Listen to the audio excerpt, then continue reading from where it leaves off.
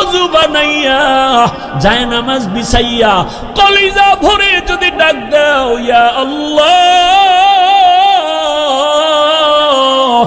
আমি আল্লাহ তো তোর মোহাব্বতের জন্যই প্রথম আসমানে তাজাল্লি দিয়ে দিলাম, চাইতে দেরি আমি আল্লাহ তোকে দিতেও দেরি করব না। কত গভীর রাতে আল্লাহর নবী বলেন, আমি রাতের বেলা ঘুমায়ে গেলাম এশার নামাজ পড়ে, হঠাৎ আমার কাঁচা ঘুমের মধ্যে কান্নার আওয়াজ আসতেছে, আমার কানের মধ্যে ঘুম ভেঙে গেল। এই রাতে কে কাঁদে আর আমার ঘুম ভাঙলো? নবী বলেন, আমি উঠলাম, নজর করে দেখলাম আমার মাথার পিছনেই তো মসজিদে নববী। আমি দেখি ওখানে একজন আল্লাহর বান্দা রাতের গভীরে নামাজে দাঁড়ায় দাঁড়ায় কান্না করে। আমি দরজার কিনারায় অপেক্ষা করি, নামাজ শেষ। আমি ভাবতেছি মনে হয় অন্য কেউ, তাকায় দেখি না না, জান্নাতের 1 নাম্বার সাহাবী আবু বকর নামাজে দাঁড়ায় গভীর রাতে কান্না করে। আমি আবু বকরকে দেখলাম, আবু বকর আমারে দেখে চমকে উঠলেন, ইয়া রাসূলুল্লাহ, এ গভীর রাত আপনি কি ঘুমান নাই? বলে, তোমার কান্নায় ঘুম ভেঙে গেল। ও আবু বকর, তুমি কাঁদলা কেন? আবু বকর বলেন, ইয়া রাসূলুল্লাহ, মালিকের আদালতে কেমনে দাঁড়ায়া হিসাব দিব সেই ভয়ে কান্না করতেছিলাম। আমার আল্লাহর আদালতে কেমনে দাঁড়াবো?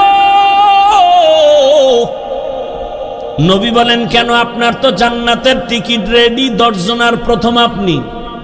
আবু বকর বলেন, ইয়া রাসূলুল্লাহ, আরে আমি আবু বকরের থেকে টিকিটের পাওয়ার তো নবীদেরটার বেশি, কিন্তু আপনিই তো বয়ান করেছেন হাসরের ময়দানটা ভয়ঙ্কর হবে, জমিনটা পুরা জমিন হবে হাসরের মাঠ, সূর্যটা নিচে চলে আসবে, সূর্যের গরম,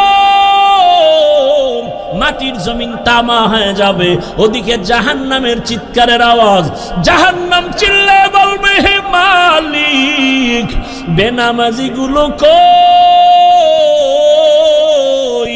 গুনাহগার গুলো আমার পেটের মধ্যে দাও, আমার পেটের মধ্যে ক্ষুধা। নবী, আপনিই তো ভয়ঙ্কর হালাতের কথা বলছেন, জাহান্নামের চিৎকারে হাসরের ময়দানটা থরথর করে কেঁপে উঠবে। এমনকি আমার আল্লাহ রাগ হয়ে আওয়াজ দিবেন, লিমানিল মুলকুল ইয়াউম লিল্লাহিল ওয়াহিদিল কাহ্হার। এত কঠিন আওয়াজ হবে, হাসরের ময়দানটা থরথর করে কাঁপতে থাকবে। ও নবী, আপনিই বয়ান করেছেন এত কঠিন হালাত, নারী আর পুরুষ সব উলঙ্গ দাঁড়াবে হাসরের মাঠে। আম্মা জান আয়েশা বলেন, নবী, মানুষ কি লজ্জা পাবে না? কয়, ওরে আয়েশা, জানো না, এমন ভয়ঙ্কর হালাত হবে, একজনের দিকে আর একজন তাকাবারও হুঁশ হবে না। এমন কঠিন অবস্থায় আল্লাহর নবীরা পর্যন্ত কান্না শুরু করবেন। আদম নবী কান্না করবেন, ঈসা নবী কান্না করবেন, ইব্রাহিম নবীর কান্না, মুসা নবীর কান্না, দাউদ পয়গম্বরের কান্না, নূহ পয়গম্বরের কান্না চলবে। নিজের উপায় নাই, কি উপায় হবে সেই চিন্তা, উম্মতের চিন্তা নাই। ইয়া রাসূলুল্লাহ, এক পর্যায়ে আল্লাহ আবার একটা কঠিন আওয়াজ দিবেন, ওয়ামতাজুল ইয়াউমা আইয়ুহাল মুজরিমুন। আল্লাহ একটা গায়বী আওয়াজ দিয়ে বলবেন, ও গুনাহগারেরা, ও বেনামাজিরা, ও বেপরদাওয়ালারা, যারা কোরআন হাদিস মানো নাই, আলেম ওলামা মানো নাই, নবী রাসূল মানো নাই, আজকে আমার নেককারদের থেকে তোরা আলাদা হইয়া যা, নেককারদের থেকে আলাদা হ। গুনাহগারেরা ভয়ে আলাদা হবে না। আল্লাহ বলবে, আমি কুদরতি ভাবে বাঁচনি দিব, বাঁচতে গিয়া যখন ধরে ফেলবো, ওই গুনাহগার গুলো বাতাসের মতো উড়িয়া উড়িয়া জাহান্নামের রাস্তায় পড়বে। আর আল্লাহ বলবেন, ও আমার নেকামুলওয়ালা, ও পর্দাওয়ালা নামাজি, সূর্যের গরম মাথায় লাগাইস না, আরশে আজিমের নিচে গিয়ে অপেক্ষা কর, রহমতের নবীর সাথে তোমরা সব জান্নাতে যাইবা। আর যারা গুনাহগার বেনামাজি, এদেরকে জাহান্নামের পথে দাঁড় করাইয়া আল্লাহ বলবে, ও ফেরেশতারা, লাইনে দাঁড় করাও, আর আমি বাম হাতে আমলনামা দিব। ও রহমতের নবী, আল্লাহ যদি আমি আবু বকরকে ডাইকা বলে, আবু বকর আমার জান্নাত পাইয়া কি নিয়ে আসছো বলো, আমি যদি বলি আল্লাহ তোমার জান্নাতের মহাব্বতে তোমাকে পাওয়ার জন্য নামাজ রোজা তেলাওয়াত জিকির নিয়ে আসছি, আল্লাহ যদি বলে আবু বকর আমি যেইভাবে নামাজ চাইছি ওইভাবে হক আদায় করে নামাজ আদায় করো নাই, আমি যেইভাবে রোজা চাইছি ওইভাবে হক আদায় করে তুমি রোজা আদায় করো নাই, তোমার আমল আমার কাছে পছন্দ হয় নাই, সাথে সাথে আমার উপরে জাহান্নামের অর্ডার জারি হয়ে যাবে। ওই সময় আমি আবু বকরের কি উপায় হবে? চোখের পানি ছেড়ে কান্না করি, ও পয়গম্বর দোয়া করবেন আল্লাহর আদালতে যেন নাজাতের রাস্তা খুলিয়া যায়। ও আমার যুবক বাবারা, বৃদ্ধ বাবাজিরা, পর্দার আড়ালের মা বোনেরা, আমি যে এত কষ্ট করে আপনাদের যত বয়ান শুনাইছি আমি একবারও কিন্তু বলি নাই মাদ্রাসায় আসো, স্কুল ছেড়ে দাও, কলেজ ছেড়ে দাও, না, বরং তুমি কলেজে পড়ো, স্কুলে পড়ো, দাবি নাই। তুমি ডাক্তার হও, ইঞ্জিনিয়ার হও, প্রফেসর হও, এসপি হও, ডিসি হও, এমপি মন্ত্রী যাই হও না কেন, অনুরোধ করি বাবা তোমার মতো কত যুবক স্কুল কলেজে ভরিয়াও নামাজ ছাড়ে না, দাড়ি কাটে না। নিজের বিবেকটাকে জিজ্ঞাসা করো তোমার কপাল কেন খারাপ, তুমি পারো না কেন? তোমার মতো কত যুবক রাস্তায় গাড়ি চালায়, 5 বেলার নামাজ পড়ে নাই, বলো তুমি কেন পারবা না?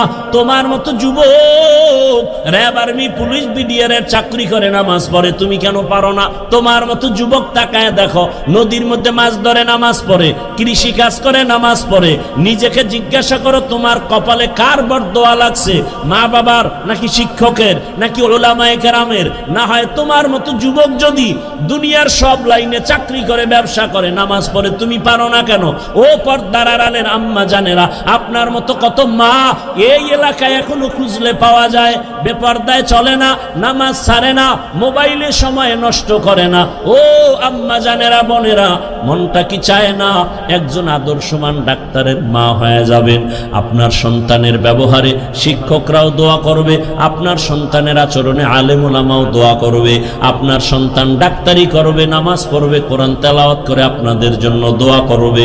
এরে আম্মা জান, যদি এমন চান আপনাকে আদর্শবান হতে হবে, আর জমিনে রহমতের নবীর আদর্শ থেকে সুন্দর আদর্শ আর নাই। ও আল্লাহর বান্দারা, ও আমার যুবক বাবারা, মা বোনেরা, বৃদ্ধ বাবাজিরা, তওবার দরজা খোলা, আল্লাহর কাছে তওবা করেন, সাহায্য চান, নামাজের মাধ্যমে, ধৈর্যের মাধ্যমে আল্লাহকে মনে মনে ডাক দেন। ও যুবক বাবা, জীবনে তো দাড়ি কম কাটো নাই, বেপরদায় কম চলো নাই, এখনো কি তোমার মনের শখ মিটে নাই রে বাবা? কয়দিন আর হায়াত পাইবা জানা নাই, আর কবে গুনাহ থেকে তওবা করবা জানা নাই। অন্তর যদি ভালো হয়, যদি তওবার নিয়ত থাকে, মনে মনে আমার আল্লাহকে ডাকো আর বলো, হে আল্লাহ, জীবনে কত হাতের দ্বারা গুনাহ করলাম, জবানের দ্বারা গুনাহ করেছি, চোখের দ্বারা গুনাহ করেছি। ও আল্লাহ, আমার মতো যুবক জেনারেল লাইনে থাকিয়া যদি নামাজ পড়ে আমি কেন পারবো না? আল্লাহ তুমি বুঝি বেজার হয়ে গেছো, আজকে থেকে তওবা করতেছি, মরিয়া গেল আর নামাজ ছাড়বো না, দাড়ি কাটবো না, বেপরদায় চলবো না, মা বাবার দোয়া নিয়া, শিক্ষকের দোয়া নিয়া, ওলামায়ে কেরামের পরামর্শ নিয়া, রসুলের আদর্শ মেনে চলবো, আর আলেমদের মহাব্বত অন্তরে নেও। কারণ এই ওলামায়ে কেরাম তোমার জন্য চোখের পানি ছেড়ে আল্লাহর কাছে দোয়া করে, গোটা উম্মতের হেদায়াতের জন্য দোয়া করে। আরে এত কষ্ট করে লেখাপড়া করে এই মাদ্রাসার সন্তানগুলো, খোঁজ নিয়ে দেখবা রাতের বেলা ঘুমায় না, ভোর রাতে উঠিয়া মাওলার কোরআন তেলাওয়াত করে, নামাজ পড়ে, দোয়া করে। এলাকায় শান্তি দাও, অসুস্থ রোগীদের সুস্থ বানাও। ওই উলামায়ে কেরামের দোয়া নিয়ে চলিও রে যুবক। আর উলামায়ে কেরাম যেখানে তৈরি হয় ওদিকে তোমার অন্তরটা নরম রাখিয়া পারলে সহযোগিতা করিও। আর আল্লাহকে বলিও, আল্লাহ আলেম হইতে পারি নাই, একজন আলেমের সহযোগী হতে চাই, একটু সহযোগিতাও করিও। আল্লাহর মোহাব্বতে কোরআনওয়ালাদের সহযোগিতা করা, জীবন তোমার দুনিয়াতেও কামিয়াব হবে, পরকালেও কামিয়াব হবে। খবরদার এমন অন্তর যেন না হয় যে কোরআনওয়ালাও হতে পারলা না, কোরআনওয়ালাদের খেদমতেও তুমি আসতে পারলা না, এমন বদনসিব যেন তোমার না হয়। আল্লাহর কাছে অন্তর দিয়া তওবা করো, জীবনে আর গুনাহ করব না, নামাজ ছাড়বো না, বেপরদায় চলবো না, দাড়ি কাটবো না। তওবা করার মতো যদি অন্তর তৈরি হয়, মুনাফিকি না থাকে, খাঁটি তওবার নিয়তে দুটো হাত আল্লাহকে দেখায়া দাও। আয় আল্লাহ, হাতগুলো কবুল করে নেন, তওবা কবুল করে নেন, তওবার উপরে মজবুত হইয়া চলার তৌফিক দান করেন, আমিন। আলহামদুলিল্লাহিল্লাযী জাআলাশ শামসা ওয়াল কমারা বিহিসবান والنجم والشجر يسجدان وفضل زمانا على زمان كما فضل مكانا على مكان وإنسانا على إنسان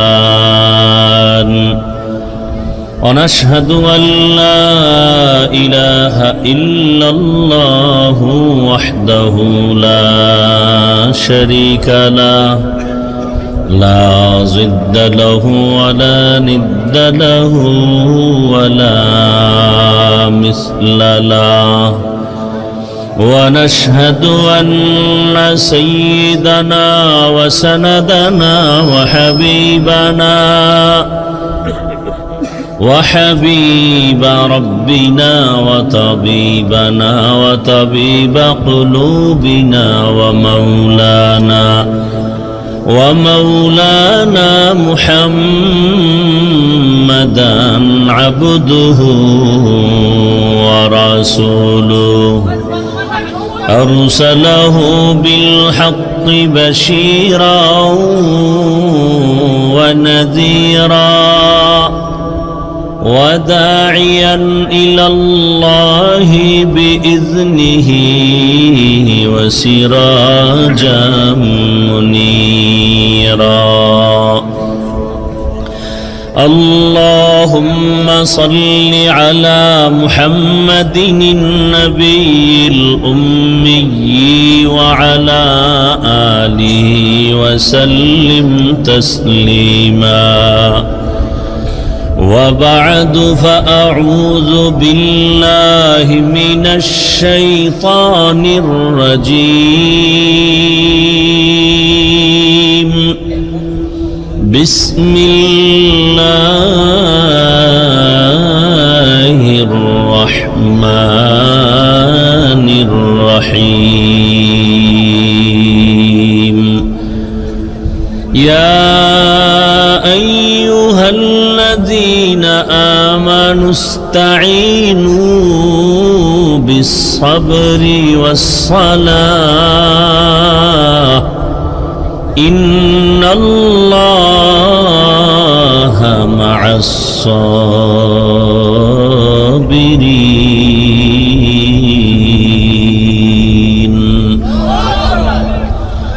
وقال رسول الله صلى الله عليه وآله وسلم من يرد الله به خيرا يصيب منه صدق الله مولانا العظيم وصدق رسوله النبي الأمي الكريم ونحن على ذلك من الشاهدين والشاكرين والذاكرين والحمد لله رب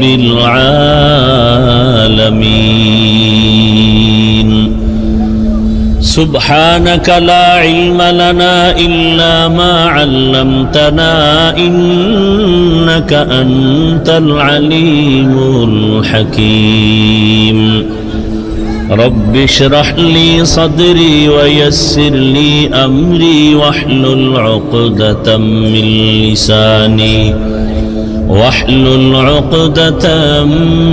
لساني يفقه قولي. مومن جو فدا نقش کفے پائے نبی ہو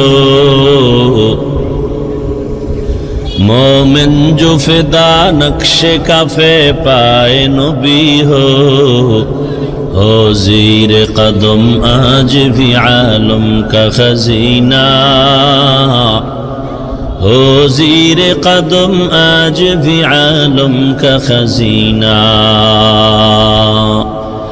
गर सुन्नत नबवी की करे पैरवी उम्मत गर सुन्नत नबवी की करे पैरवी उम्मत तूफान से निकल जाएगा फिर इसका सफीना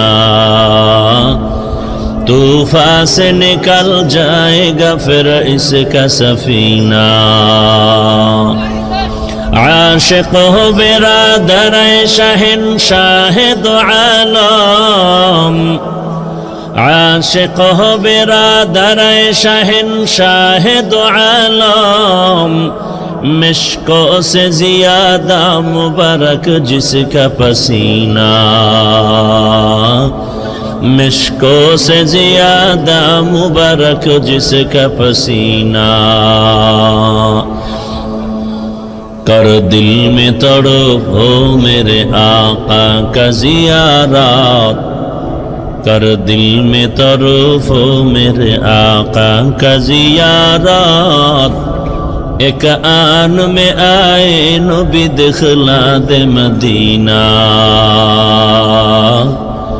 एक आन में आए नबी दिखला दे मदीना ला इलाहा इल्लल्लाह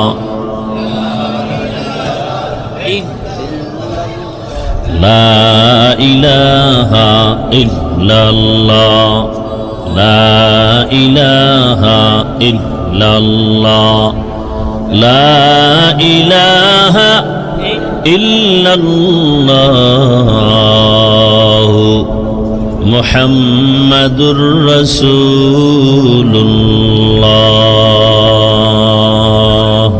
या अय्युहल्लज़ीना आमनु इस्तईनु बिस्सब्रि वस्सलाह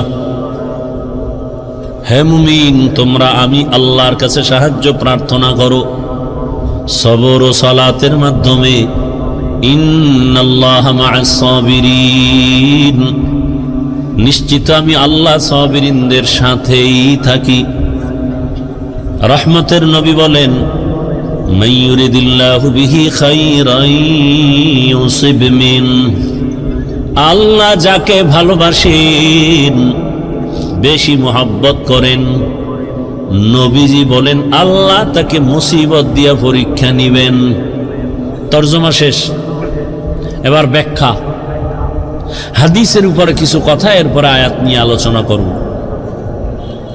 হাদিসে বললেন কি রাসূল আল্লাহ যাকে ভালোবাসেন মোহাব্বত করেন কল্যাণ চান তাকে মুসিবত দিয়া পরীক্ষা নিবেন এটা কেমন কথা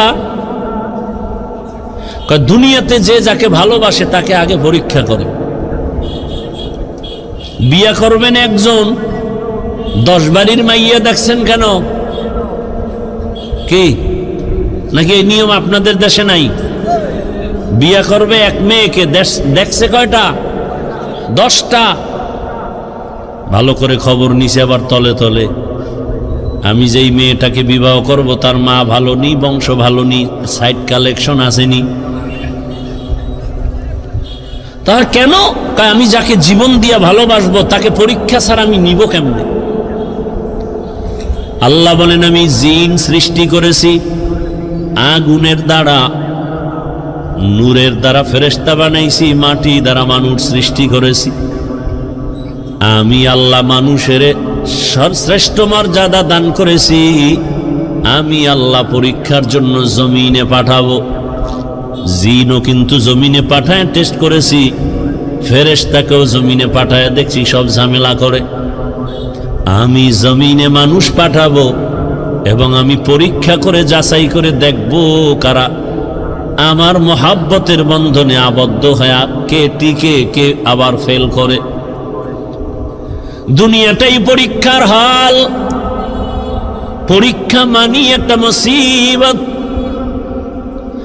আল্লাহ পাক আয়াতের পরে বলেন আমি 5টা জিনিসের দ্বারা পরীক্ষা নিব ওয়ালানাবলুওয়ান্নাকুম বিশাইইম মিনাল খাউফি ওয়াল জু'i ওয়া নাকসিম মিনাল আমওয়ালি ওয়াল আনফুসি ওয়াস সামারাত وبشر الصابرين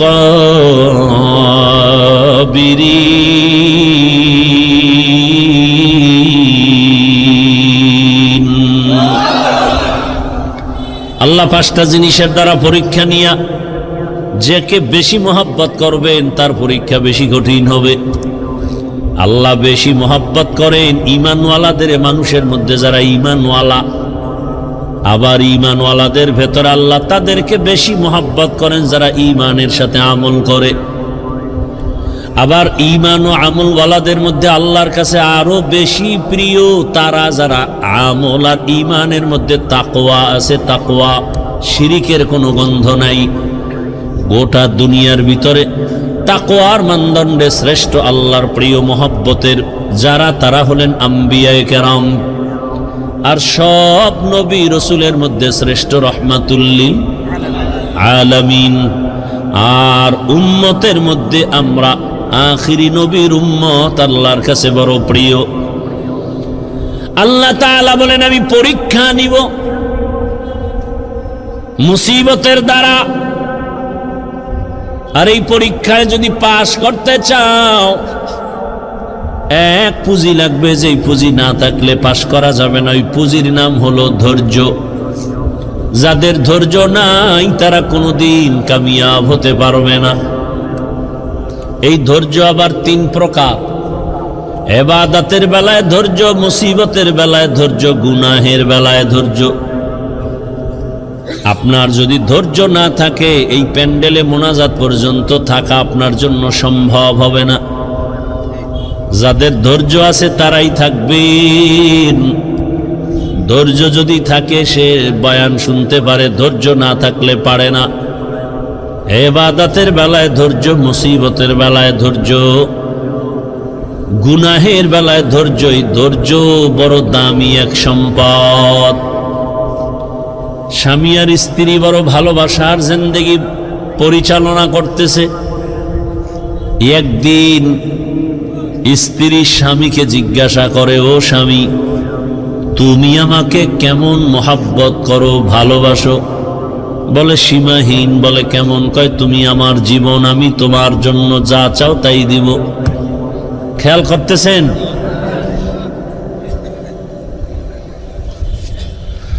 হ্যাঁ, স্ত্রী বলে যা চাইবো তাই দিবা? বলে হ্যাঁ তাই দিব। স্ত্রীও একেবারে সাধারণ মানুষ না, খুব ধর্মের জ্ঞান ট্যান আছে, ধৈর্য আছে। বারবার স্বামীকে বলে যা চাইবো দিবা? দিব, চাওয়া মাত্র দিব। বলে বুঝা কাও? হ্যাঁ বুঝা কইছি। ওয়াদা? বলে ওয়াদা। স্ত্রী পরীক্ষামূলক বলে আমাকে 3 তালাক দিয়া দাও। স্বামীর মাথা ঠিক আছে নি? গরম হয়ে গেছে। বললা কি? কই না ওয়াদা করলা, যা চাইবো তাই দিবা, দাও, তালাক দাও। স্ত্রীর কথা শুই না স্বামী বলে কল্লা যেতে পারে, তালাক তোমাকে দিব না, কারণ তোমার মতো একটা আবেদা স্ত্রী পেয়ে আমার জীবন বড় ধন্য। দুইজনের মধ্যে একটু বাক বিতণ্ডার সমাধানের জন্য জামানার নবীর দরবারে রওয়ানা। হঠাৎ রাস্তার মাঝে গিয়া স্বামী বেচারা পড়ে গিয়া পাটা ভেঙে গেছে, চিৎকার দেয় বাঁচাও। স্ত্রী হাত ধরে বলে এত কাঁদো কেন? বলে পা ভেঙে গেল। এবার আল্লাহর বান্দি বলে নবীজির দরবারে যাওয়ার প্রয়োজন নাই, চলো আমরা উল্টা বাড়ির পথে চলো। বাড়ির মধ্যে যাইয়া স্ত্রী ডাক দিয়া বলে স্বামী আমারে দয়া করে মাফ করে দেও, আমার কথা আমি উড্ড করে নিলাম, তালাক চাই না। স্বামী ডাক দিয়া কয় বিবি আমার, নুজহাতুল মাজালিস নামক কিতাবে ধৈর্যের বয়ানের মধ্যে ঘটনাটা পাওয়া গেছে। ও বিবি, তালাক চাইলা কেন? আবার তুমি তালাক ফিরাইয়া নিলা কেন? তোমার কথা। বলে শোনো স্বামী, তুমি রসুলের হাদিস কি শোনো নাই? রহমতের নবী বলছেন, আল্লাহ যাকে বেশি ভালোবাসবেন মুসিবত দিয়া পরীক্ষা নিবেন। আমি তোমার ঘরে যত বছর সংসার করেছি, একটা মুসিবত তোমার ঘরের মধ্যে আমি দেখি নাই। কোনোদিন তুমি মুসিবতে পড়ে আহ শব্দ বলো নাই। আমি বুঝলাম যেখানে মুসিবত নেই সেখানে রহমত নাই, যেখানে রহমত নাই সেখানে আমিও থাকতে চাই না, তালাক চেয়েছি। হঠাৎ রাস্তার মাঝে গিয়ে তুমি পড়ে গেছো, তোমার পা ভেঙ্গে তুমি চোখের পানি ছেড়ে কান্না করেছ। মুসিবত, আমি বুঝতে পেরেছি রহমত নাজিল হয়েছে। মুসিবত আসছে, যেখানে মুসিবত আছে সেখানে রহমত আছে, আর যেখানে রহমত আছে আমিও সেখানে আছি। या इलाही मुझसे मुझको दूर कर, ताकि देखो मुझ में तुझको एक नजर। या इलाही तू मेरा माबूद है, या इलाही तू मेरा माशूक है। আল্লাহ যাকে বেশি ভালোবাসবেন তাকে মুসিবত দিয়া পরীক্ষা নিবেন। অন্য হাদিসের মধ্যে নবী বলেন, আদ-দুনিয়া সিজনুল মুমিন ওয়া জান্নাতুল কাফির। দুনিয়াটা মুমিনের জন্য জেলখানা, বেঈমানের জন্য শান্তির জায়গা, বালাখানা। যত শান্তি দুনিয়ায় মুমিন কখনো শান্তি পাবে না, বেঈমান শান্তি পাবে দুনিয়ায়, মরার পরে অশান্তি শুরু হবে, শেষ হবে না। আর মুমিন কষ্ট করবে দুনিয়ায়, মরণ পড়ে এমন শান্তি শুরু হবে আর কোনোদিন শেষ হবে না। দুনিয়ায় শান্তি, পরকালে কষ্ট বেঈমানের জন্য। দুনিয়ায় কষ্ট, পরকালে শান্তি মুমিনের জন্য। তবে মুমিন যদি আল্লাহর উপরে ভরসা করে, যদি একটু আখেরাতের লাইনে আগাইতে থাকে, দুনিয়ায় বান্দা সম্মান পাবে, বোনাস। কি সমস্যা ভাইরা আমার? আল্লাহ যাকে বেশি মোহাব্বত করেন তাকে মুসিবত দিয়া পরীক্ষা নেন। এইরকম হাজার উদাহরণ যদি টানি সারা রাত চলে যাবে। আমার রহমতের নবী, যার কোনো গুনাহ নাই, সন্দেহ করলে ঈমান চলে যাবে। আল্লাহ যাকে স্পেশাল করে বানাইছেন, মুসা নবী আল্লাহর বন্ধু, ঈসা নবী আল্লাহর। এই উঠা বসা করেন কেন? এই না, উঠার ব্যারাম থাকলে ঢুকছেন কেন? বাহিরে দাঁড়ায় দাঁড়ায় বয়ান শুনতেন, বিড়িটাই না আবার আসতেন। এত বুঝানোর পরেও নিজেরও ক্ষতি করেন, উম্মতেরও ক্ষতি করবেন। আপনার দীর্ঘ টাইম বসার অভ্যাস না থাকলে আপনি কেন বসেন ভিতরে? আপনি বাহিরে চেয়ার দিয়ে বসে বসে বয়ান শুনেন। আমি তো শুরুতেই বলছি, আমি বয়ান তো ওই গতানুগতিক ওই বক্তা হিসাবে বয়ান করি না, কলিজার ভালোবাসা দিয়ে বয়ান করি। মুখস্থ বয়ান না, আল্লাহর উপরে ভরসা করে বলতেছি। কি বয়ান করব তা তো আমি রেডি করে আসি নাই। আউযুবিল্লাহ ঢুকছি, জেহেন ঘুরাইছি, কি আয়াতটা পড়ব। এই বছর এই আয়াত দিয়ে বয়ান শুরু করি না, আজকে পড়ে ফেললাম। আজকে এই আয়াতটা নতুন পড়লাম। অন্য বছর এই আয়াতের উপরে অনেক বয়ান করেছি।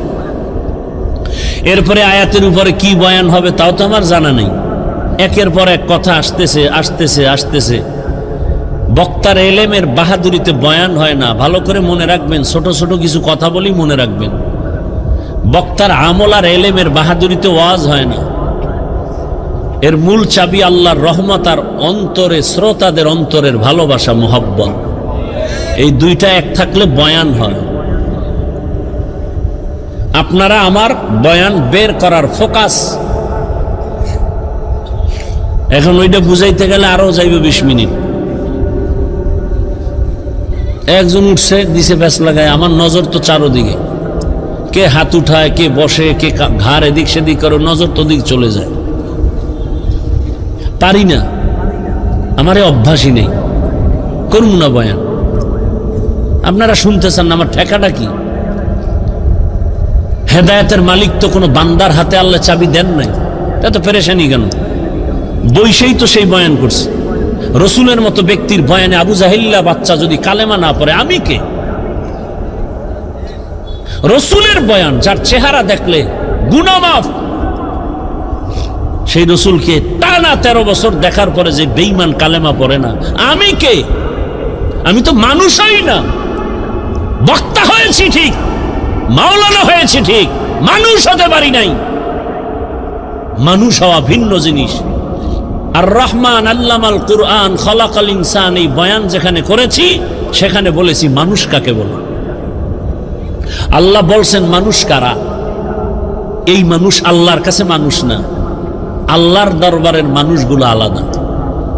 কোন মানুষ? আল্লাহ বলে দিছেন আর রহমান আল্লামাল কুরআন খলাকাল ইনসান। বিস্তারিত এখানে আলোচনা। আল্লাহর কাছে কোন মানুষ জান্নাত পাবে? মাগরিবের পরে বয়ান করছি গোপালগঞ্জের একটা এলাকায়, ভরপুর মানুষ। সেখানে একটা হাদিস বলছি, যেহেতু কথা টানে চলে আসছে 1 মিনিটে শুধু একটু বলতেছি। আবু হুরায়রা রাদিয়াল্লাহু তাআলা আনহু থেকে একটি সহিহ হাদিস বর্ণিত। হাদিসের হাও জানে না, সহি সহিহ লাফায়। রসুল কোনদিন বলে যান না এই হাদিস সহি, এটা সহি না। এটা বর্ণনাকারী মুহাদ্দিসিনে কেরাম তাদের মতামত। রসুল যদি একটা ছোট্ট বিন্দু কথা বলেন, সেটাও আমার কাছে 7 আসমান 7 জমিন থেকেও দামি। সেই ভালোবাসা থাকতে হবে রসুলের প্রতি। আবু হুরায়রা বলেন, কিয়ামতের দিন 3 জন ব্যক্তি সবার আগে জাহান্নামে ঢুকবে। সবার আগে 3 জন। 3 জন মানে 3 দল। কয় দল? 3 দল। কিন্তু ব্যক্তি হিসাবে উল্লেখ 3 জন।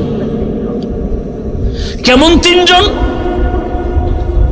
দুনিয়ার সব জ্ঞানীরা বলবে এরা 3 জন জান্নাত যাবে বিনা হিসাবে, কিন্তু আবু হুরায়রা বলেন রসুল বলেছেন 3 জন সবার আগে জাহান্নামে ঢুকবে।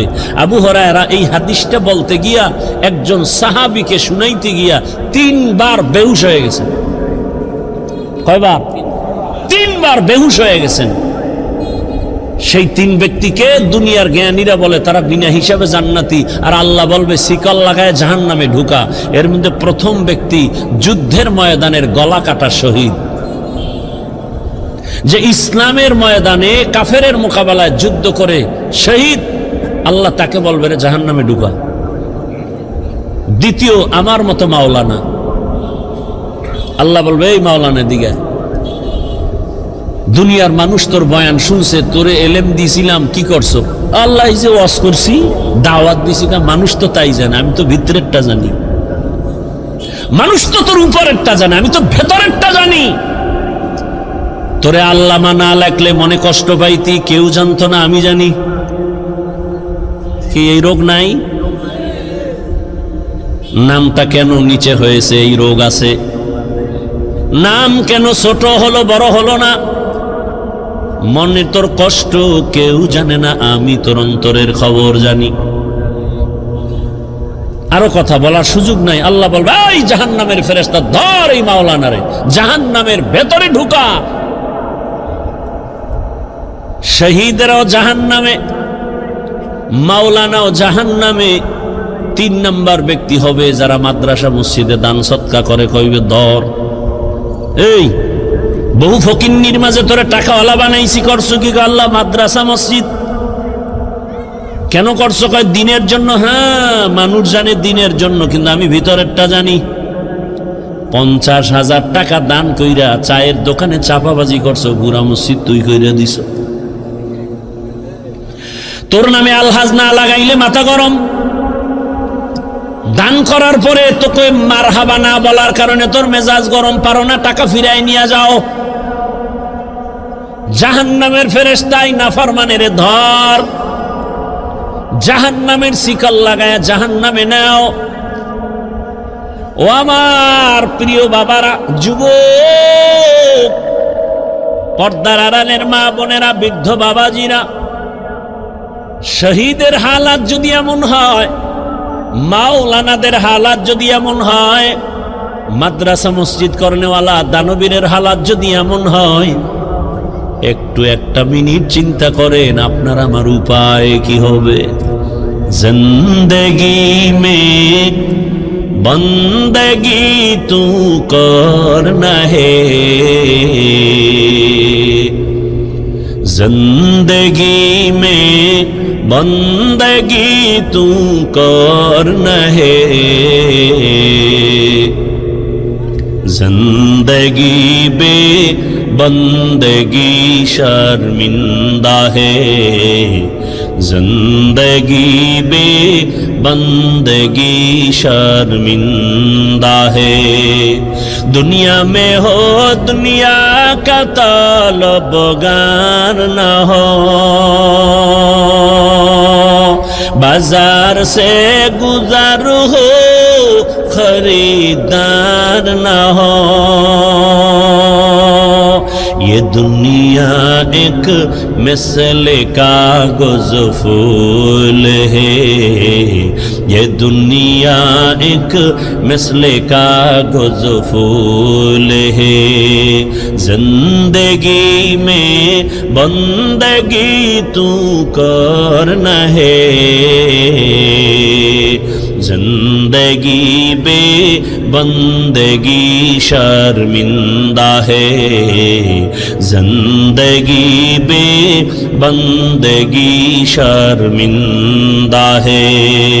जिंदगी में बंदगी कुन बंदगी, बंदगी बे जिंदगी शर्मिंदगी। ভাইরা আমার, বলার সময় কই আল্লাহ তাআলা বলেন, আমি চাই না আমার আদরের কোন বান্দা বান্দি জাহান্নামে যাবে। আল্লাহ কখনোই চান না কেউ জাহান্নামে যাবে। আল্লাহ চান না হিন্দুরা জাহান্নামে যাক, খ্রিস্টানেরা জাহান্নামে যাক, ইহুদিরা জাহান্নামে যাক। আল্লাহ মোটেই চান না। বলে তার প্রমাণ, আল্লাহ বলেন আমি সব সময় তওবার দরজা খুলে রাখছি। আয় কুল ইয়া ইবাদিয়াল্লাযীনা আসরাফু আলা আনফুসিহিম লা তাকনাতু মির রাহমাতিল্লাহ ইন্নাল্লাহা ইয়াগফিরুয যুনুবা জামিআ ইন্নাহু হুয়াল গফুরুর রাহিম।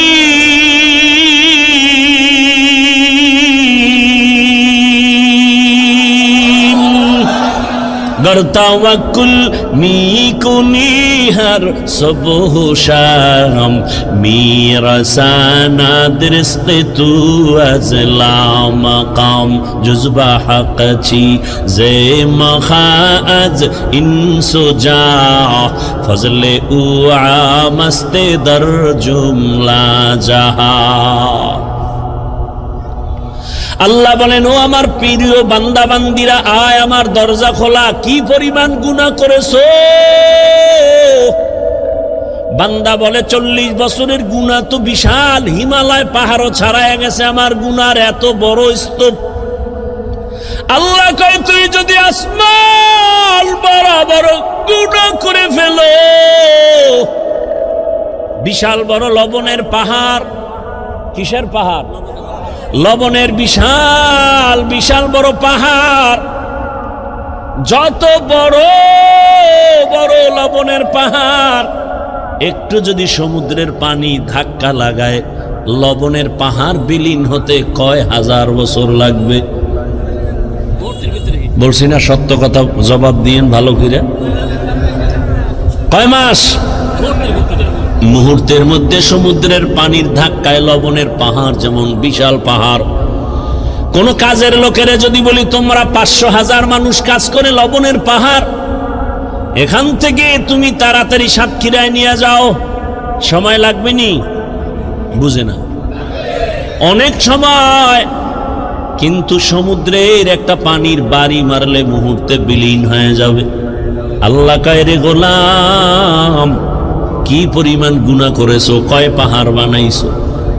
দুনিয়ার আসমান বড় বড় যদি গুনার পাহাড় বানাও, আমার রহমতের পানির বাড়ির সাথে সাথে তো গুনার পাহাড় চুরমার হয়ে যাবে। আতিনা ফি দারে দুনিয়া না হাসান, আতিনা ফি দারে উকবা না হাসান, ইয়া গিয়াসাল মুস্তাগীসিন ইহদিনা লফতিখারা বিল উলুমে ওয়াল গিনা। হর গরি দে নেক তু তৈয়ার হে, জো না মাंगे उससे तू बेजार है। আল্লাহ তাআলা বারবার ডাকেন, আসো, তওবার দরজা খুলে দিলাম, আসো। এজন্যই তো আল্লাহ পাক আয়াতে বলেন, ও মুমিন সাহায্য প্রার্থনা করো। আল্লাহ পাক মুমিনকে বলছেন, কোন বেঈমানকে বলেন না কেন? এর সংক্ষিপ্ত জবাব হলো, জান্নাত শুধু মুমিন পাবে, কোনো বেঈমান কখনো জান্নাত পাবে না। জান্নাত কারা পাবে? মুমিন, কোনো বেঈমান পাবে না। কিন্তু একটু আগেই কিন্তু আমি বলছি, আল্লাহ চান না কোনো বান্দা বান্দি জাহান্নামে যাবে। এই হলো এক কথা। আর এক কথা কি, জমিনে যত মানুষ আসছে নাই আসবে, সবার নামে জান্নাতে আলাদা আলাদা বাড়ি নাম লেখা বরাদ্দ করা। নমরুদ নামে একটা জান্নাত আছে, জান্নাতে ঘর আছে আলাদা। ফেরাউনের নামে জান্নাতে ঘর আলাদা। বেশ্যা তাসনিমার নামেও জান্নাতে ঘর আলাদা। এক কথায় দুনিয়ার সব মানুষের নামে নামে নামে নামে জান্নাতে ঘর, কিন্তু কোনো বেঈমান জান্নাত পাবে না। এ কথাও সত্য। আল্লাহ কাউকে জান্নাত জাহান্নামে দিতে চান না, তাও সত্য। তাহলে বেঈমানরা না পাইল, ওদের জান্নাত বানানো যে নির্ধারিত করা আছে, জান্নাত কি হবে? ফেরাউনের জান্নাত কোথায় যাবে? নমরুদের জান্নাত। আল্লাহ বলেন, যারা আমার মুমিন, আমার ইবাদত যথার্থ করবে, আমি আল্লাহর নামের জান্নাত তো দিবই, বেঈমানের বানানো জান্নাত আমি আমার আদরের মুমিনদের বোনাস দিয়ে দিব।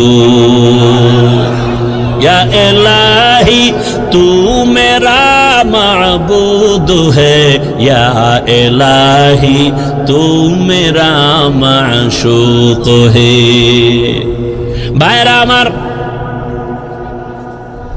আল্লাহ মুমিনকে বলেন সাহায্য চাও। সাহায্য চাওয়ার জন্য আল্লাহ বললেন মুমিনকে। এখন এখানে তিনটা কথা, সাহায্য কেন চাইব, কিভাবে চাইব, কার কাছে চাইব, তিনটা কথার জবাব। আল্লাহ মুমিনকে সাহায্য চাইতে বললেন কেন? বলে দুনিয়াতে কেউ কারো সাহায্য ছাড়া জমিনে চলতে পারে না। দুনিয়ার কেউ সাহায্য ছাড়া চলতে পারে না। এতগুলো মানুষ আপনারা বসে আছেন আমার বয়ান সমান শোনার জন্য। আমি কি পুরো পরিপূর্ণ মানুষ? কয় না। এখানে আসা পর্যন্ত আমার গাড়ি লাগছে, গাড়ি টেনে আনছে আমার ড্রাইভার। গাড়ি যদি একটু নষ্ট হয় আমার আসতে ঝামেলা, আবার ড্রাইভার থাকলেও হবে না, পাম্পে গিয়া ওখান থেকে তেল নিতে হবে।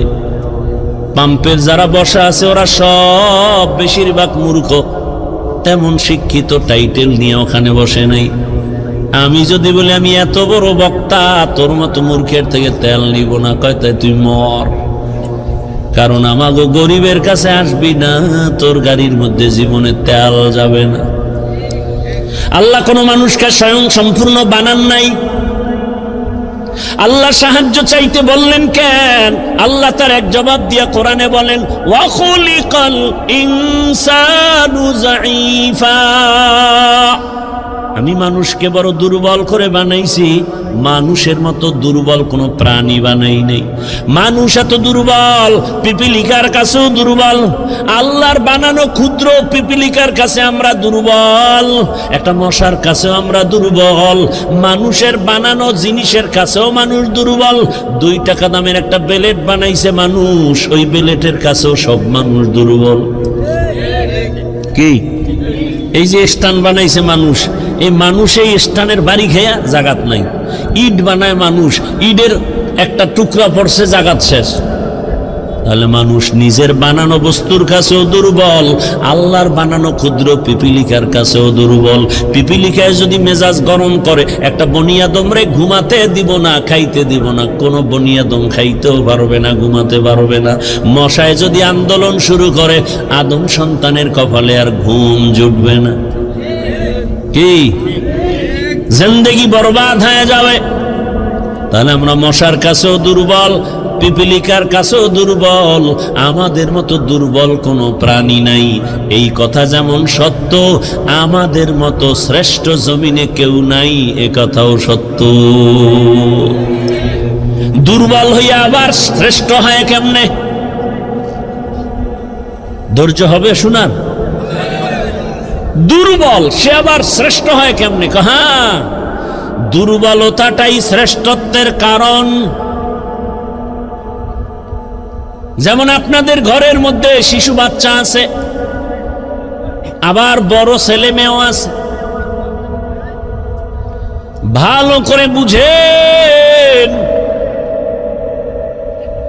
ঘরের মধ্যে আপনার শিশু বাচ্চা অনেক দুর্বল, হাঁটতেও ভালো করে পারে না। খেয়াল করে দেখবেন, 8 বছর পরে বাবা আসছে বাড়িতে বিদেশ থেকে, বা ঢাকা থেকে আসছে 1 বছর পর গ্রাম এলাকায়, অনেক শপিং নিয়ে আসছে। এর মধ্যে বর্তমান দুনিয়াতে যত বড় কিছু আনুক, আকর্ষণীয় হাদিয়া কি? মোবাইল। নিজের জন্য 90-1 লাখ টাকার মোবাইল, বউয়ের জন্য একটা।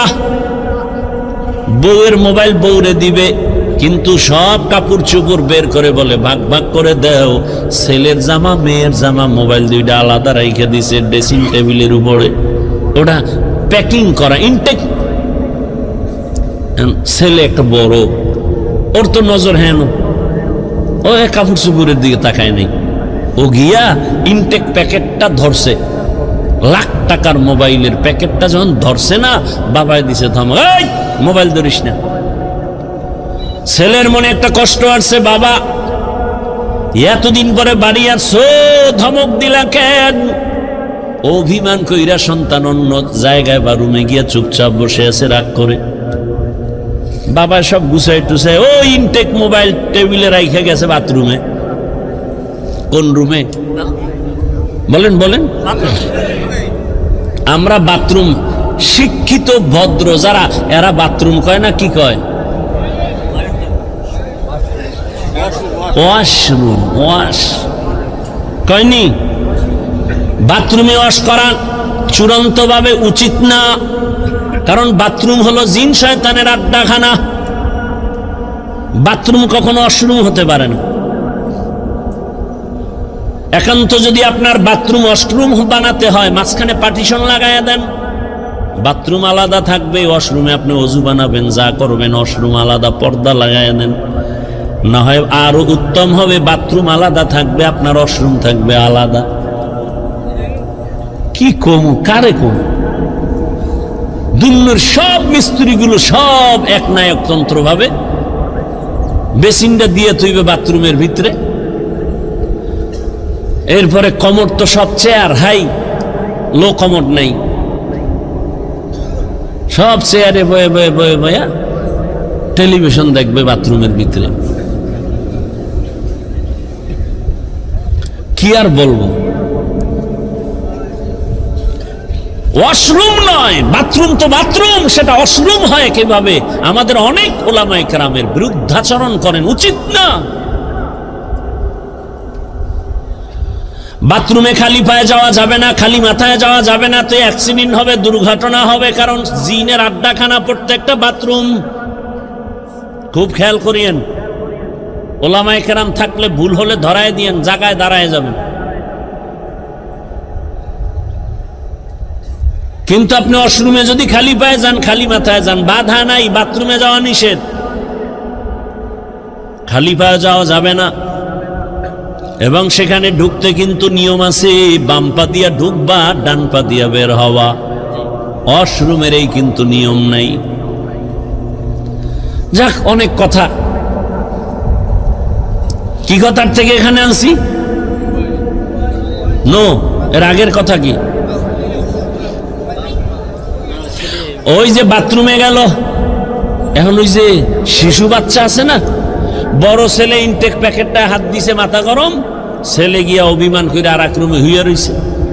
এদিকে বাবায় ওয়াশরুমে যাওয়ার পরে ছোট বাচ্চাটাই ওটারে আস্তে আস্তে করে খুলছে, খুইলে এবার ওটার থেকে বের কইরা, এটা তো ডাইন বাম বুঝে না, এমন জোরে একটা আছাড় দিছে ফ্লোরে, জায়গাত 1 লাখ নাই।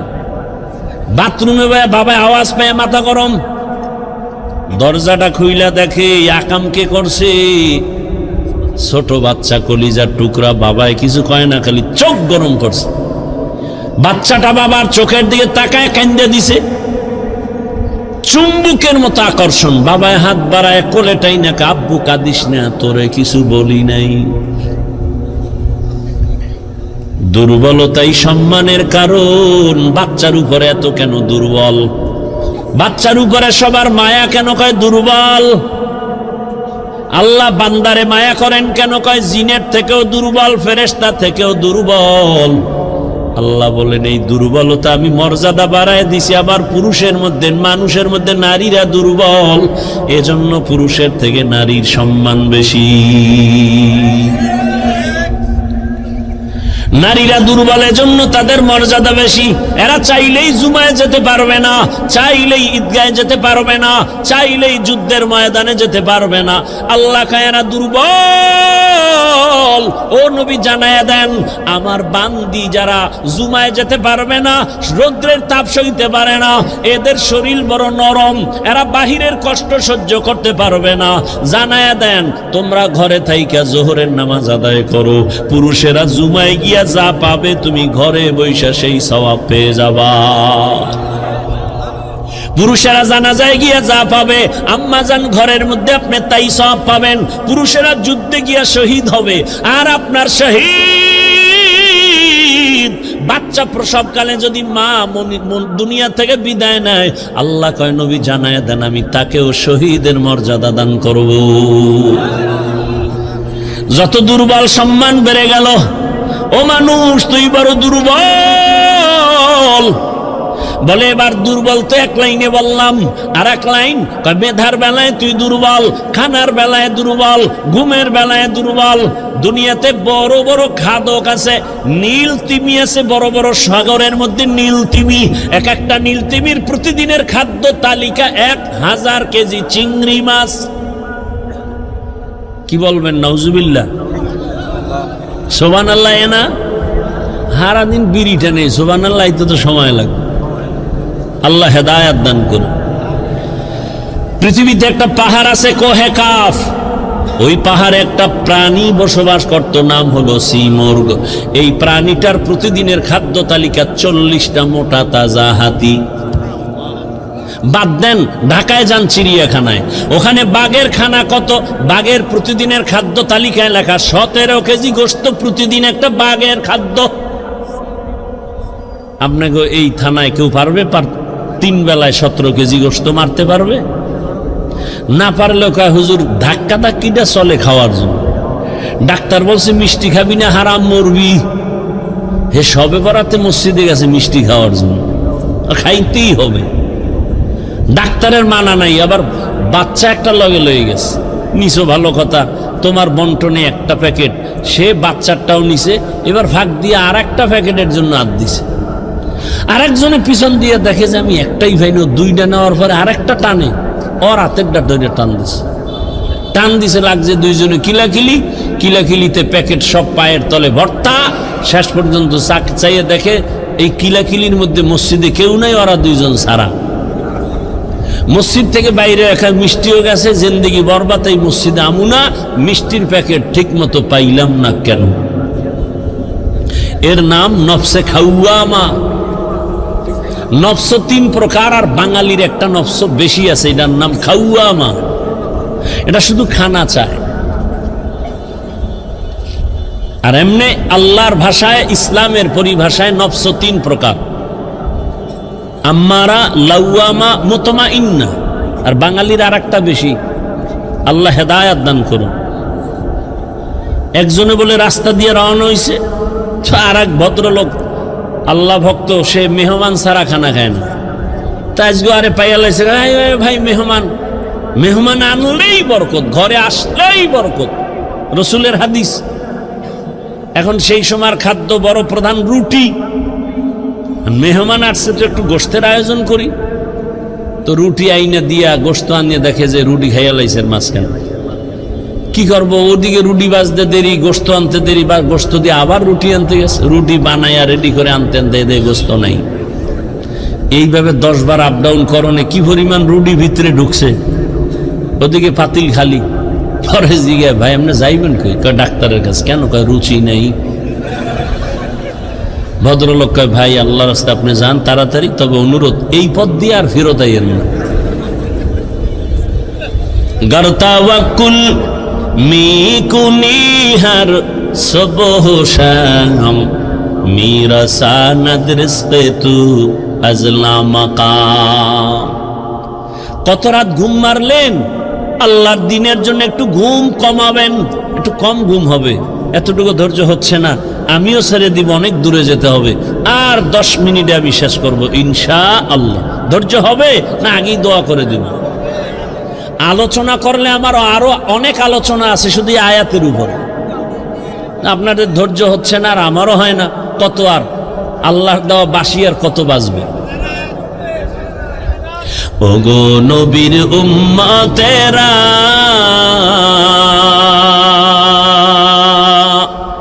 হয়ে আজি দিশাহারা, কোরআন হাদিসের চলো যখন যাহা চায় মনে, নবী বিনে কে তারাবে পুলসিরাত মিজানে, নবী বিনে কে তারাবে পুলসিরাত মিজানে। উম্মতের কান্ডারি নবী,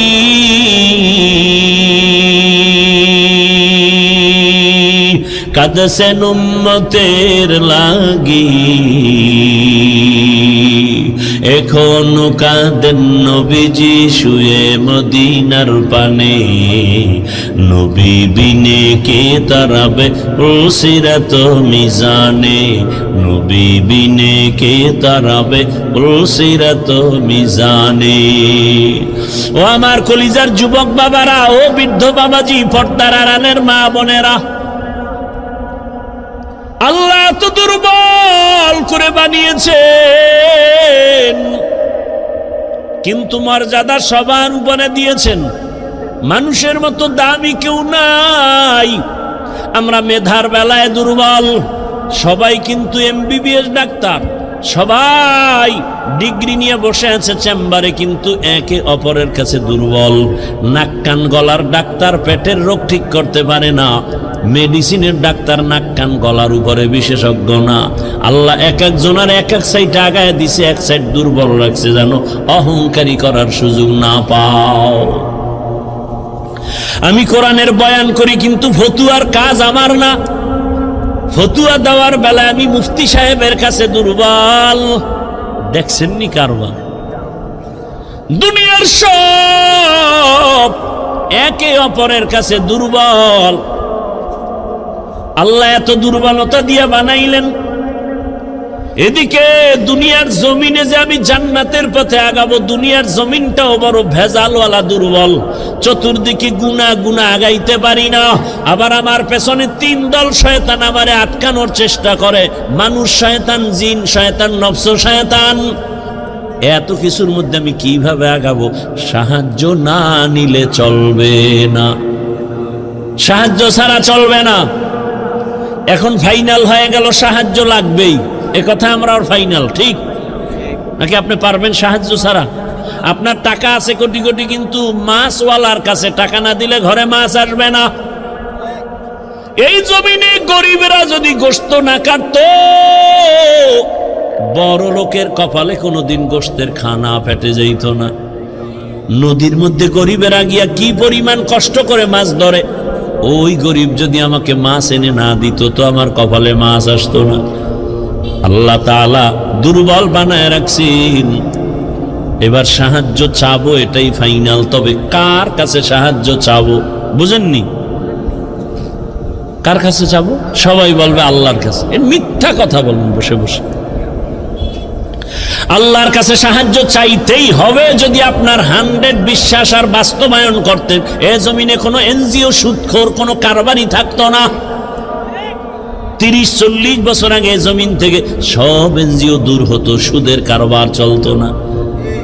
বরং এমন জমানায় আমরা আসছি, যতই বয়ান করি ঘরে ঘরে সুদ, সুদ না হইলে তার চায়ের দোকানও চলে না।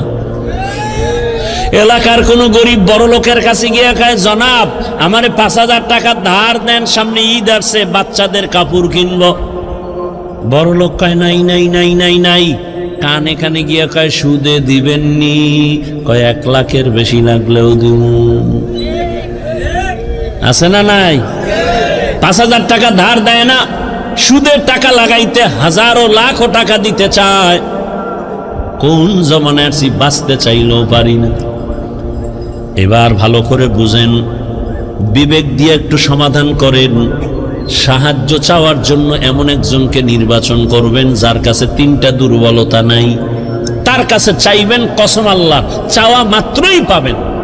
তবে 3 দুর্বলতা তার মধ্যে থাকলে পাবেন না, আর না থাকলে চাইলেই পাবেন।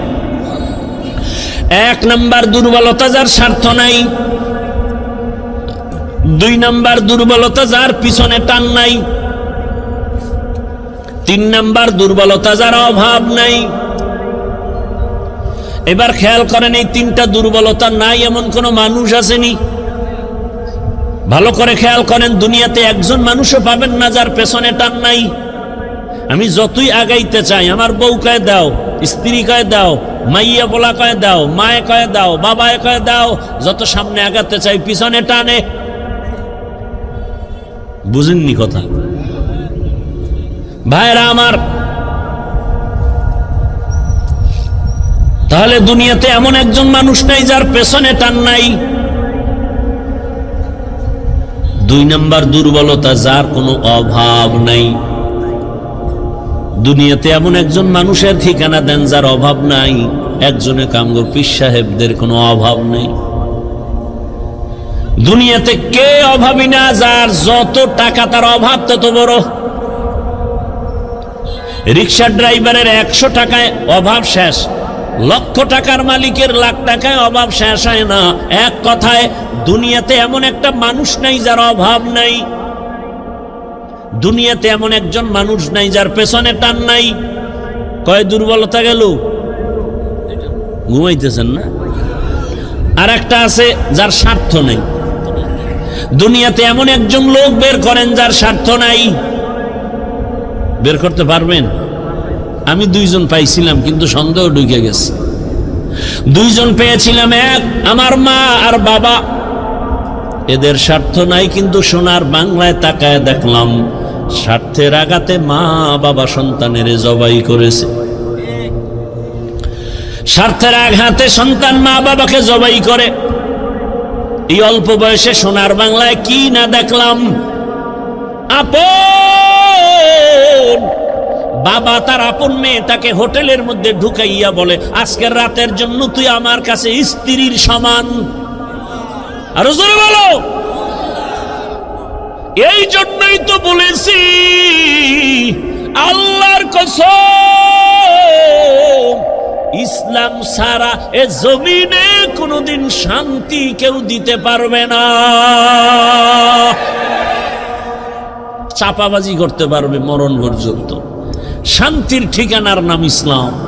ইসলাম ছাড়া কোনোদিন এ জমিনে শান্তি আসবে না। চাপাবাজি চলবে, শুধু চাপাবাজি।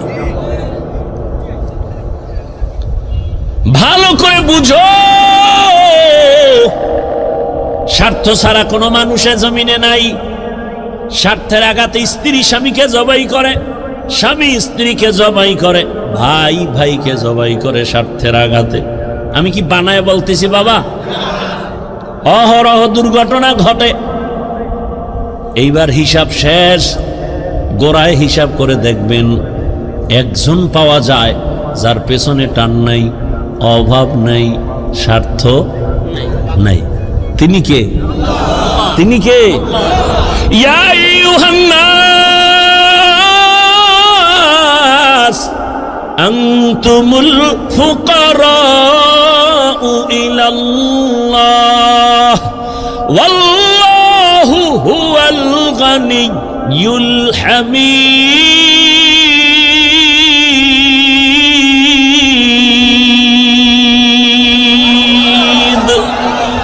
गर तवक्कुल मीकुनी हर सुबह शाम मेरा सनद रिस्क़ तू अज़लाम मकाम।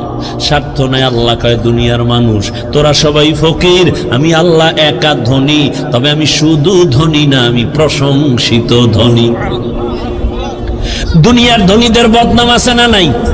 5 টাকা দিয়া 50 টাকার এহসান জিতায়, খোটা দেয়, খোটা তো অমুকে তা আমার টাকায় চলে।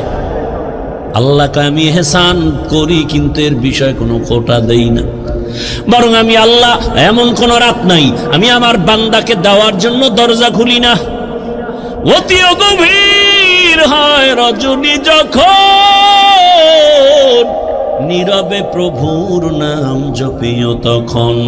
প্রভুর করুণা যদি পাইবারে চাও, গভীর রাতে উঠে প্রভুর গুণগান গাও। ও আমার যুবক বাবারা, আমার আল্লাহ প্রতি রাত প্রথম আসমানে আসেন নেওয়ার জন্য না দেওয়ার জন্য? বলেন বলেন, কাকে দিবেন? বান্দাকে। বান্দাকে দেওয়ার জন্য আসেন। কখন আসেন? শেষ রাতে। কোন দিন? প্রতিদিন আসেন দেওয়ার জন্য। তোমার যদি লাগতো তুমি কেন ঘুমাও? আল্লাহ তাআলা বলে আমি বান্দারে এত আদর করে বানাইছি, আমার বান্দার কি প্রয়োজন আমি আল্লাহ পাঠাবার আগে সব দিলাম।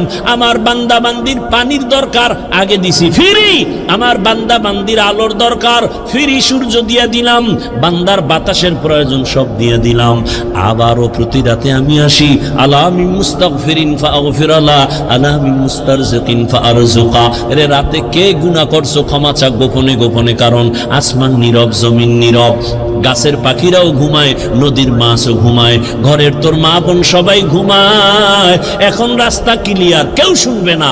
গোপনে সুন্দর করে ওযু বানাইয়া যায় নামাজ বিছাইয়া কলিজা ভরে যদি ডাক দাও ইয়া আল্লাহ, আমি আল্লাহ তো তোর মোহাব্বতের জন্যই প্রথম আসমানে তাজাল্লি দিয়ে দিলাম। চাইতে দেরি আমি আল্লাহ তোকে দিতেও দেরি করব না। কত গভীর রাতে আল্লাহর নবী বলেন আমি রাতের বেলা ঘুমায়ে গেলাম এশার নামাজ পড়ে, হঠাৎ আমার কাঁচা ঘুমের মধ্যে কান্নার আওয়াজ আসতেছে, আমার কানের মধ্যে ঘুম ভেঙে গেল। এই রাতে কে কাঁদে আর আমার ঘুম ভাঙলো? নবী বলেন আমি উঠলাম, নজর করে দেখলাম আমার মাথার পিছনেই তো মসজিদে নববী। আমি দেখি ওখানে একজন আল্লাহর বান্দা রাতের গভীরে নামাজে দাঁড়ায় দাঁড়ায় কান্না করে। আমি দরজার কিনারায় অপেক্ষা করি, নামাজ শেষ। আমি ভাবতেছি মনে হয় অন্য কেউ, তাকায় দেখি না না, জান্নাতের 1 নাম্বার সাহাবী আবু বকর নামাজে দাঁড়ায় গভীর রাতে কান্না করে। আমি আবু বকরকে দেখলাম, আবু বকর আমারে দেখে চমকে উঠলেন, ইয়া রাসূলুল্লাহ এ গভীর রাত আপনি কি ঘুমান নাই? বলে তোমার কান্নায় ঘুম ভেঙে গেল। ও আবু বকর তুমি কাঁদলা কেন? আবু বকর বলেন ইয়া রাসূলুল্লাহ মালিকের আদালতে কেমনে দাঁড়ায়া হিসাব দিব সেই ভয়ে কান্না করতেছিলাম। আমার আল্লাহর আদালতে কেমনে দাঁড়াবো?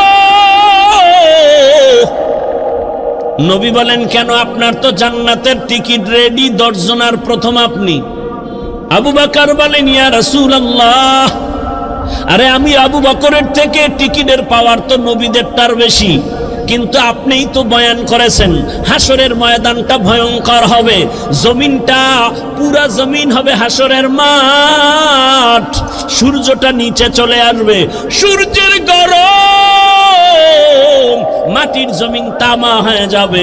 ওদিকে জাহান্নামের চিৎকারের আওয়াজ, জাহান্নাম চিল্লায় বলবে, হে মালিক, বেনামাজি গুলো কই,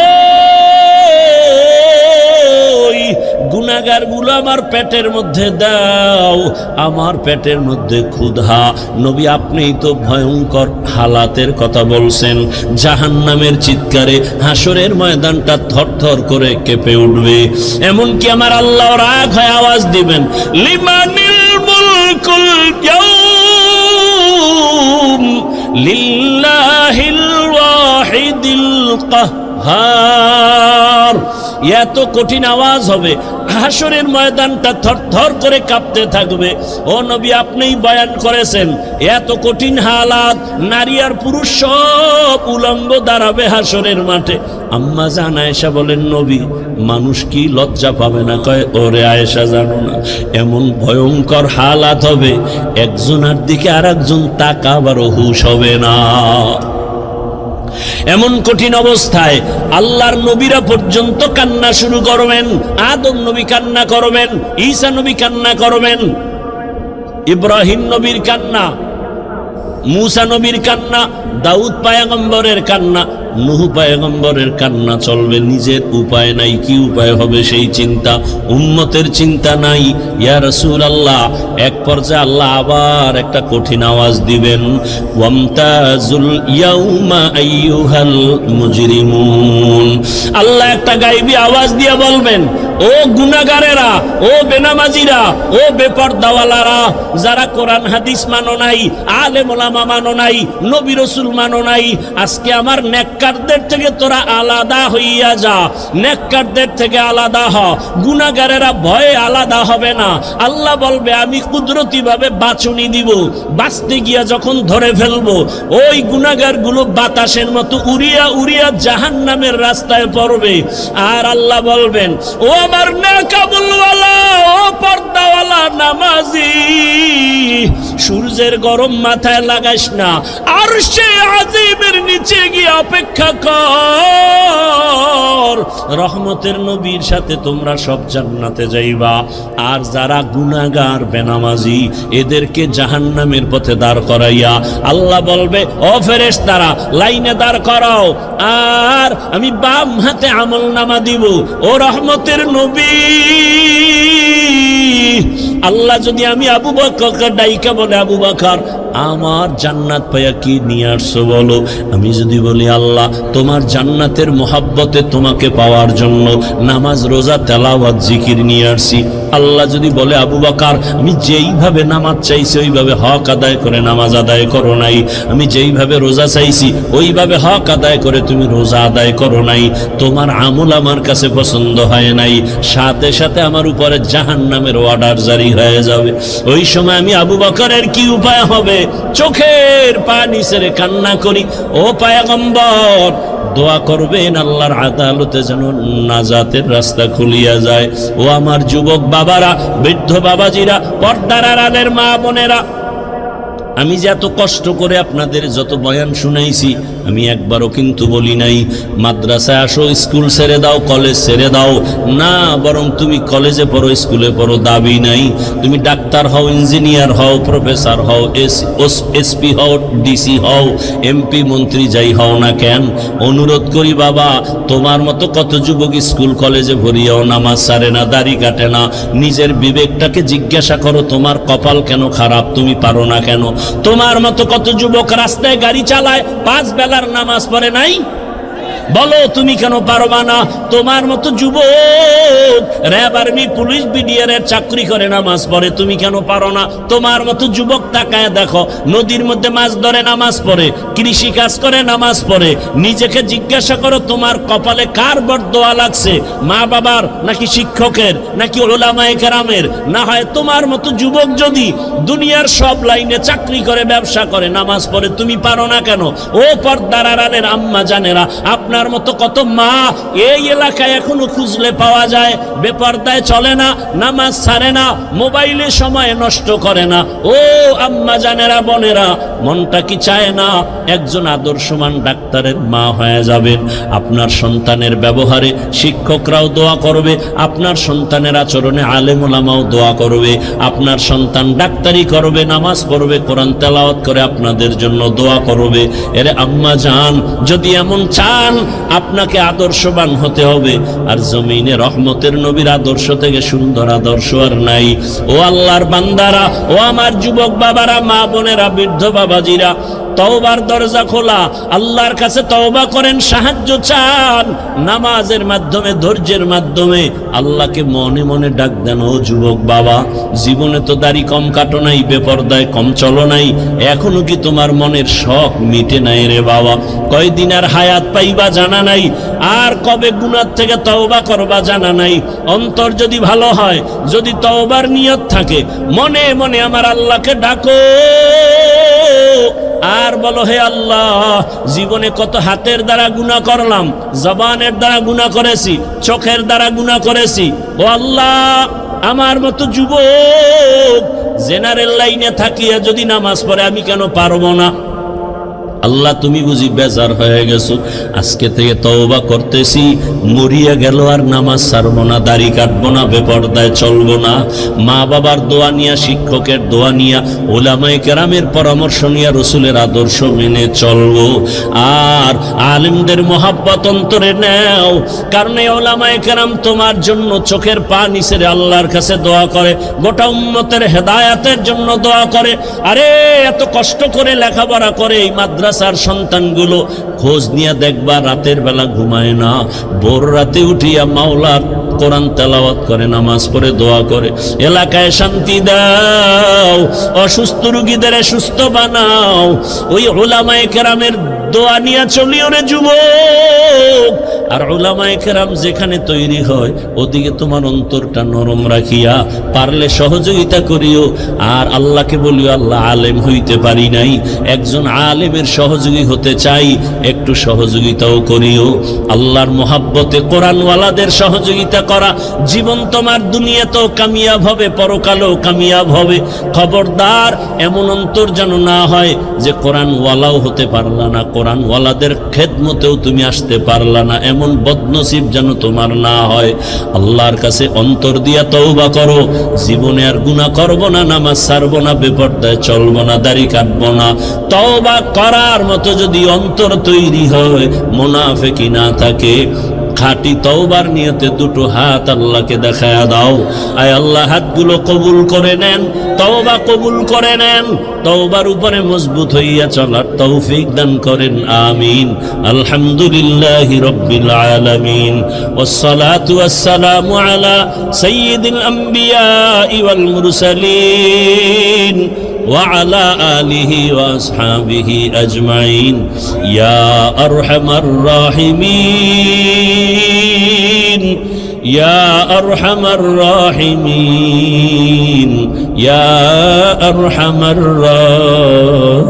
الراحمين رب ارحمهما كما ربياني صغيرا اللهم إنك عفو كريم تحب العفو فاعف عنا اللهم إنا نسألك علما نافعا ورزقا واسعا وشفاء من كل داء اللهم إنا نعوذ بك من البرص والجنون والجذام وسيء الأسقام وديار مالك গুনার বোঝা নিয়ে আপনার দরওয়াজায় হাজির হয়েছি। কুদরতের নজর দিয়া দেখেন এই ময়দানে কত উলামায়ে কেরাম, কত মুরব্বী হাজী সাহেব, কত ব্যবসায়ী, কত চাকরিজীবী যুবক ছাত্র ভাইরা আমার, পর্দার আড়ালের মা বোনেরা, আমরা সবাই জাহান্নামের আসামি, গুনাহগার। তওবার নিয়তে হাত তুলেছি, গুনাহ নিয়ে কবরে যেতে চাই না রে মালিক। গুনাহগার হয়ে আপনার আদালতে হাজির হতে চাই না। ক্ষমা চাই, মেহেরবানি করে গুনাহমুক্ত জীবন দান করেন, তওবা কবুল করে নেন, এ মাহফিল কবুল করে নেন, আয়োজনকারী সহযোগিতাকারীদের কবুল করে নেন। আয় আল্লাহ, ঘরে ঘরে সুন্নতের বাতি জ্বালায়া দেন, মা বোনদের আবেদা বানায় দেন, পর্দাওয়ালা বানায় দেন, সন্তানগুলো নেককার বানায় দেন, লেখাপড়া যারা করে পরীক্ষার্থী কামিয়াবি দান করেন। আমার কলিজার যুবক যারা প্রত্যেকের দিনের খাদেম বানায় দেন আল্লাহ, 5 ওয়াক্ত নামাজি বানায় দেন। আয় আল্লাহ, মোবাইলের গুনাহ থেকে হেফাজত করেন হে মালিক। আয় আল্লাহ, সারা দুনিয়াবাসীকে মাফ করে দেন, প্রবাসের জীবনে যারা আছে হেফাজত করেন, বাংলার জমিন ইসলামের জন্য কবুল করে নেন, উলামায়ে কেরামদের এক বানায় দেন আল্লাহ, বাতিলের মোকাবেলায় বিজয় দান করেন, মা বোনদের কবুল করে নেন। আয় আল্লাহ, নবীজির সুন্নতওয়ালা জিন্দেগি দান করেন, নবীজির রওজা মোবারকে গিয়া সালাম দেওয়ার তৌফিক দান করেন, বাইতুল্লাহর গিলাফ ধরে লাব্বাইক বলার তৌফিক দান করেন। ও দয়ার মালিক, মেহেরবানি করে মাদ্রাসা কবুল করে নেন। আয় আল্লাহ, মসজিদ কবুল করে নেন, এলাকাবাসীকে কবুল করে নেন, অন্যান্য শিক্ষা প্রতিষ্ঠান নবীর আদর্শে কবুল করে নেন। আয় আল্লাহ, মুহিব্বিন মুতাআল্লিকিনদের কবুল করে নেন।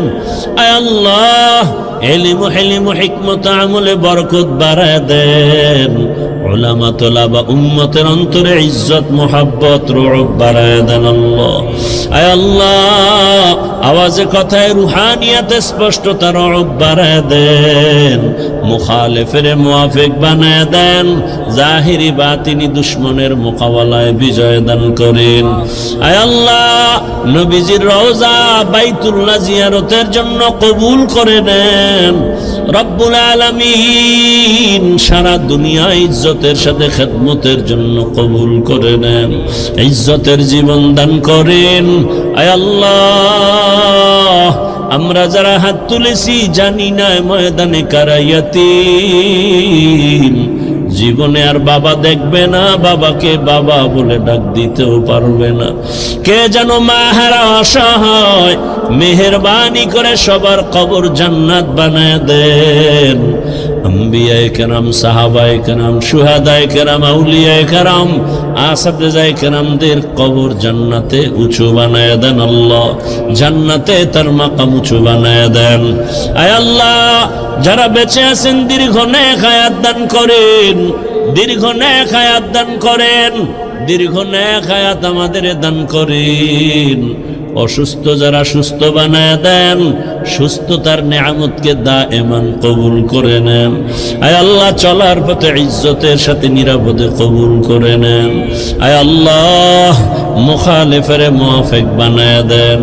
আয় আল্লাহ, নবীজির মুহাব্বতে আমাদের দিলের নেক আশা পুরায় দেন। সুবহানাল্লাহি ওয়া বিহামদিহি, সুবহানাল্লাহিল আযীম। ওয়া সাল্লাল্লাহু তাআলা আলা খাইরি খালকিহি মুহাম্মাদিন ওয়া আলিহি ওয়া আসহাবিহি আজমাইন। আয় আল্লাহ, যারা ব্যবসা করে, চাকরি করে, প্রত্যেকের কামাই রুজিতে হালাল ভাবে বরকত বাড়ায় দেন, অভাবীদের অভাব দূর করে দেন, ঋণ আদায়ের কুদরতের দ্বারা আসানের সাথে ব্যবস্থা করে দেন। ওয়া উফাউযু আমরি ইলাল্লাহ, ইন্নাল্লাহা বাসীরুম বিল ইবাদ। আমিন আমিন আমিন বিরহমাতিকা ইয়া আরহামার রাহিমিন।